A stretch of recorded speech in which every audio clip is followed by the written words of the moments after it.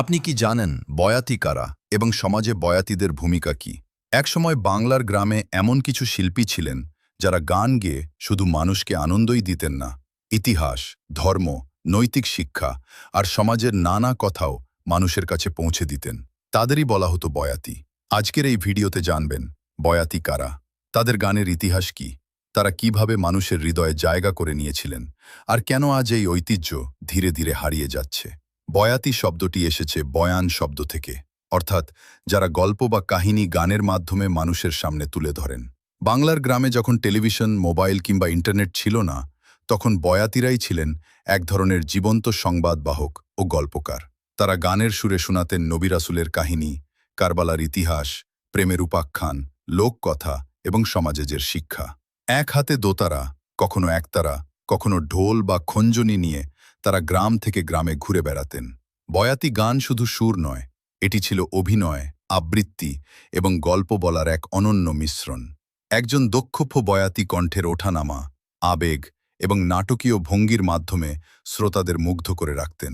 তাদের প্রতিটি গানে থাকত শিক্ষা, নৈতিকতা ও জীবনের বাস্তব অভিজ্ঞতা। মানুষ রাতভর বসে সেই গান শুনত। বয়াতিরা ছিলেন বাংলার লোক সংস্কৃতির অন্যতম ধারক।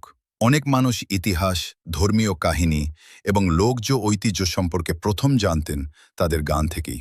গ্রামের মেলা, ওরস, পালা কিংবা বিভিন্ন সামাজিক অনুষ্ঠানে বয়াতিদের ডাক পড়ত।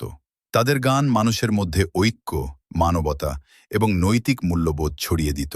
সময়ের পরিবর্তনের সঙ্গে এসেছে টেলিভিশন, সিনেমা, ইউটিউব এবং সামাজিক যোগাযোগ মাধ্যম। ফলে আগের মতো আর বয়াতি গানের আসর বসে না। নতুন প্রজন্মের অনেকেই এই ঐতিহ্যের সঙ্গে পরিচিত নয়। তবুও বাংলাদেশের বিভিন্ন অঞ্চলে এখনও কিছু প্রবীণ বয়াতি এই ঐতিহ্যকে বাঁচিয়ে রাখার চেষ্টা করছেন। যদি আমরা তাদের গান শুনি, তাদের সম্মান করি এবং নতুন প্রজন্মের কাছে পৌঁছে দিই, তাহলে এই ঐতিহ্য আবারও নতুন জীবন পেতে পারে। বয়াতি শুধু একজন গায়ক নন, তিনি ছিলেন ইতিহাসের গল্পকার, সমাজের শিক্ষক এবং বাংলার লোক সংস্কৃতির এক জীবন্ত প্রতীক। তাদের কণ্ঠে লুকিয়ে আছে বাংলার শত শত বছরের ইতিহাস, বিশ্বাস এবং মানুষের জীবন সংগ্রামের গল্প। এই ঐতিহ্যকে বাঁচিয়ে রাখা আমাদের সবার দায়িত্ব। আপনার কি কখনো কোনো বয়াতির গান শোনার সুযোগ হয়েছে? আপনার অভিজ্ঞতা কমেন্টে লিখে জানান। আর লোক সংস্কৃতি ও ইতিহাসের এমন আরও অজানা গল্প জানতে কালপ্রহর বাংলাকে ফলো বা সাবস্ক্রাইব করুন এবং ভিডিওটি শেয়ার করুন।